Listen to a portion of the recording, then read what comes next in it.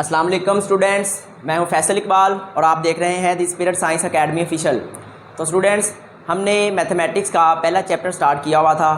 तो आज हम अल्हम्दुलिल्लाह अपने इस चैप्टर के अख्ताम पे है। ये हमारी इस चैप्टर की लास्ट वीडियो है। तो हम 1.3 एक्सरसाइज को आज स्टार्ट करेंगे और आज इसी लेक्चर में हम इसको ख़त्म भी करेंगे। तो चलें आए चलते हैं अपने क्वेश्चन की तरफ। तो क्वेश्चन में हमसे बोला गया है prove that z is equal to z conjugate if and only if z is real. अब इफ़ एंड ओनली इफ का मतलब क्या होता है students? If and only if का मतलब होता है कि आपने सवाल से जवाब मालूम करना है और जवाब से वापस सवाल की तरफ आ जाना है। इफ़ एंड ओनली इफ का मतलब क्या है? आपने क्वेश्चन से आंसर की तरफ जाना है और आंसर से वापस क्वेश्चन की तरफ आना है। ये इफ़ एंड ओनली इफ का मतलब होता है। तो जब भी इफ़ एंड ओनली इफ आ जाता है तो हम दो तरह से इसको हल करते हैं। दो केस पढ़ते हैं। केस नंबर 1 हम पढ़ेंगे। केस नंबर 1 में एक हमारे पास चीज़ होगी गिवन वाली और एक होगी टू प्रूव वाली। अब हम गिवन में क्या लिखेंगे? इफ़ एंड ओनली इफ से पहले जो है उसको आप गिवन में लिख लें, इफ़ एंड ओनली इफ से पहले जो है उसको आप टू प्रूव में लिख लें। ये आपकी मर्ज़ी है कि आपने किसके अंदर लिखना है उसको। तो मैं चलें सीक्वेंस बरकरार रखता हूँ। मैं इफ़ एंड ओनली इफ से पहले जो लिखा हुआ है z is equal to z conjugate, इसको मैं z गिवन की जगह पे लिख देता हूँ। z is equal to z conjugate और फिर जो बच जाएगा यानी इफ़ एंड ओनली इफ के बाद जो आएगा हम उसको लिख देंगे टू प्रूव की जगह पे। तो टू प्रूव की जगह पे क्या लिखेंगे? z is real. तो z रियल है। अब गिवन वाली वैल्यू इंफॉर्मेशन होती है। इंफॉर्मेशन को इस्तेमाल करके हम क्वेश्चन को प्रूव करते हैं। तो हम लिखेंगे since z is equal to z conjugate. अब हमें पता है z की वैल्यू क्या होती है। z एक कॉम्प्लेक्स नंबर है और कॉम्प्लेक्स नंबर को हम लिखते हैं x plus iota y is equal to, इस z कॉन्जुगेट की वैल्यू क्या होती है? x minus iota y। अब दोनों वैल्यूज़ को हम लेफ्ट साइड पे ले आते हैं, साइन चेंज हो जाएंगे। x plus iota y minus x plus iota y is equal to 0। अब यहाँ पे क्या होगा जी? प्लस का x और माइनस का x ये कैंसिल हो जाएंगे। अब प्लस का 2 अयोटा वाई और प्लस का अयोटा वाई ये ऐड होके क्या हो जाएंगे? 2 अयोटा वाई हो जाएंगे। 2 iota y is equal to 0। यहाँ से y की वैल्यू सेपरेट करते हैं तो 2 अयोटा उस 0 के डिनोमिनेटर में चला जाएगा तो आंसर हमें मिलेगा y इज इक्वल टू 0। तो ये y की हमें वैल्यू मिलेगी। अब ये जो y की वैल्यू 0 आई है हम इस वैल्यू को इक्वेशन नंबर 1 में लगा देंगे जहाँ पे y आया है। तो ये आ जाएगा z is equal to x plus iota into 0 x plus 0। तो x की वैल्यू मिलेगी ये z इक्वल आ गया x के, which implies that x is equal to z is equal to x। तो x एक रियल नंबर है। तो हमें यहाँ पे कहा गया था कि टू प्रूफ के अंदर आपने क्या लाना है? z इज़ रियल, z को रियल लेके आना है। तो z के रियल आने का मतलब है इसके अंदर सिर्फ और सिर्फ रियल पार्ट होना चाहिए। तो हमें यहाँ से बिल्कुल क्लियरली नज़र आ रहा है कि हमारे पास यहाँ पे तो अयोटा आया ही नहीं है। इसका मतलब क्या है? ये हमारे पास रियल पार्ट है। हम लिखेंगे दिस शोज डैट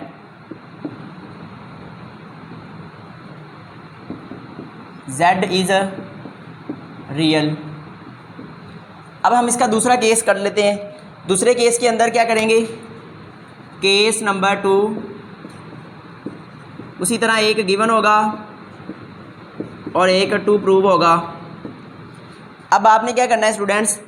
गिवन वाले को टू प्रूव की जगह पे रख देना है और टू प्रूव वाले को गिवन की जगह पे रख देना है।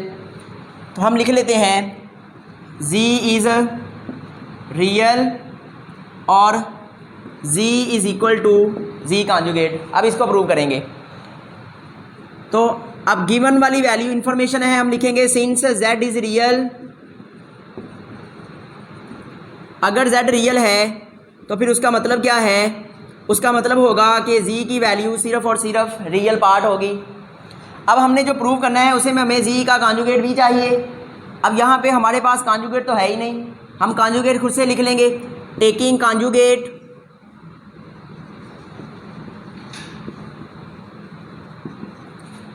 z conjugate is equal to x conjugate. अब x एक रियल नंबर है तो रियल नंबर का कॉन्जुगेट इट सेल्फ ही होता है, इसी तरह x is equal to x conjugate is equal to x हो जाएगा। तो आप इसको इक्वेशन नंबर कह दें 1 और इसको कह दें 2। अब दोनों को इक्वेशन 1 और दोनों इक्वेशन 2 को, दोनों इक्वेशंस को कंपेयर करें। राइट साइड्स एक जैसी हैं, अगर राइट साइड्स एक जैसी आ जाएं तो लेफ़्ट साइड्स एक जैसी हो जाती हैं। अब हम कंपेयर कर लेते हैं, या लिख लें from equation 1 and 2 we get z is equal to z conjugate. तो ये देखें 2 प्रूफ के अंदर हमें चाहिए था z is equal to z conjugate, तो हमने z is equal to z conjugate prove कर लिया। तो हम यहाँ पे लिख देते हैं दिस शोज डैट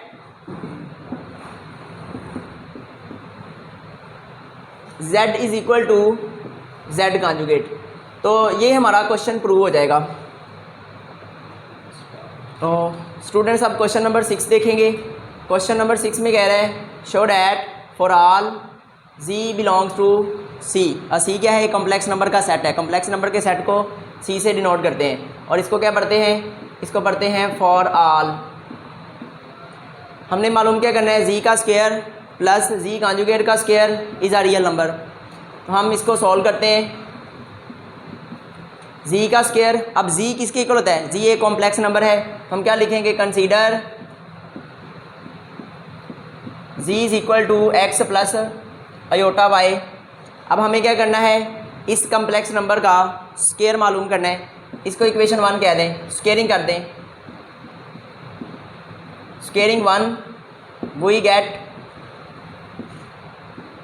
z का square is equal to x plus iota y का स्क्वायर। अब होल स्क्वायर ओपन कर दें। कैसे ओपन होगा? a square plus b square plus 2 फार्मूले का और a b पहली वाली वैल्यू और फिर मल्टीप्लाई बाय सेकंड वाली वैल्यू। अब इसको मज़ीद थोड़ा सिंपल कर लें। x square plus y square आ जाएगा। अयोटा स्क्वायर की वैल्यू होती है -1, अयोटा स्क्वायर की वैल्यू -1, तो plus minus minus plus 2xy iota is equal to z square. तो स्टूडेंट्स इसको हम इक्वेशन नंबर 2 का नाम दे देते हैं। तो अब हम मालूम करेंगे z कॉन्जुगेट लेंगे पहले और फिर उसका स्क्वायर मालूम करेंगे। तो चले चलते हैं, अब मालूम करते हैं z कॉन्जुगेट और फिर उसका होल का स्क्वायर। तो स्टूडेंट्स अब कॉन्जुगेट ले लें। टेकिंग कॉन्जुगेट ऑफ इक्वेशन 1, ये जो इक्वेशन 1 है इसका कॉन्जुगेट ले लेंगे। तो इक्वेशन 1 में है z conjugate is equal to x plus iota y का कॉन्जुगेट। अब कॉन्जुगेट का काम क्या होता है? अयोटा का साइन चेंज कर देगा कॉन्जुगेट, तो ये आ जाएगा x माइनस अयोटा y। हमें z कॉन्जुगेट का स्क्वायर चाहिए, तो आप करें squaring on both sides, on both sides z conjugate और उसका square is equal to x minus iota y का होल स्क्वायर। तो स्क्वायर ओपन कर दें। a square plus b square minus होने की वजह से -2 फार्मूले का और a और b पहली वैल्यू और दूसरी वाली वैल्यू। अब ये आ जाएगा x स्क्वायर प्लस y का स्क्वायर, अयोटा का स्क्वायर -1 होता है तो प्लस माइनस माइनस आ जाएगा और -2xy iota is equal to z conjugate का होल स्क्वायर। इसको इक्वेशन नंबर 3 का नाम दे देते हैं। और यहाँ पे क्या कहा गया हमसे कि आपने इन दोनों को ऐड करना है।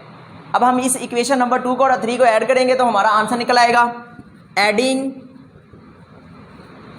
2 and 3 we get z square plus z conjugate square is equal to z square की वैल्यू थी x square minus y square plus 2xy iota और ये वाला प्लस का sign as it is z conjugate का square, उसकी value है z square minus y x square minus y square minus 2xy aorta.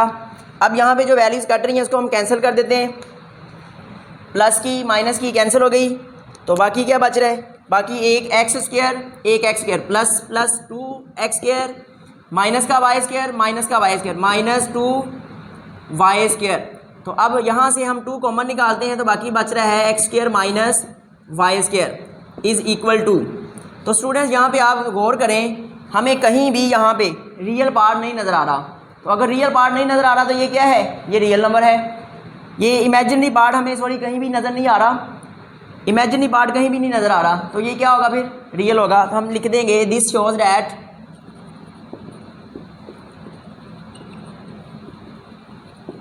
z square plus z conjugate square is a real number. तो ये हमारा सवाल इख्तिताम को पहुंचा। तो स्टूडेंट्स अब हमारे पास क्वेश्चन नंबर 7 है जो कि इस एक्सरसाइज का लास्ट क्वेश्चन है। तो इसके पार्ट्स तो काफ़ी ज़्यादा हैं पर मैं यहाँ पे आपको सिर्फ 2 ही करवाऊँगा, बाकी इनकी मदद से आपसे वो हल हो जाएंगे। तो क्वेश्चन नंबर 7 का part number 1 -1/2 plus √3/2 raise to power 3। अब सबसे पहले काम क्या करेंगे, हम सबसे पहले इसका एलसीएम निकाल लेते हैं। एलसीएम कितना आएगा, 2 -1 प्लस √3 अयोटा का होल क्यूब। अब नोमिनेटर की पावर को अलग कर देते हैं और डिनोमिनेटर की पावर को अलग कर देते हैं। -1 प्लस √3 अयोटा की पावर 3 ओवर में 2 की पावर 3। अब ऊपर यहाँ इसका क्यूब बना लेते हैं, क्यूब बन रहा है। क्यूब का फार्मूला ये इसको मान लेते हैं ए है और ये क्या है जी बी, ए प्लस बी का होल क्यूब।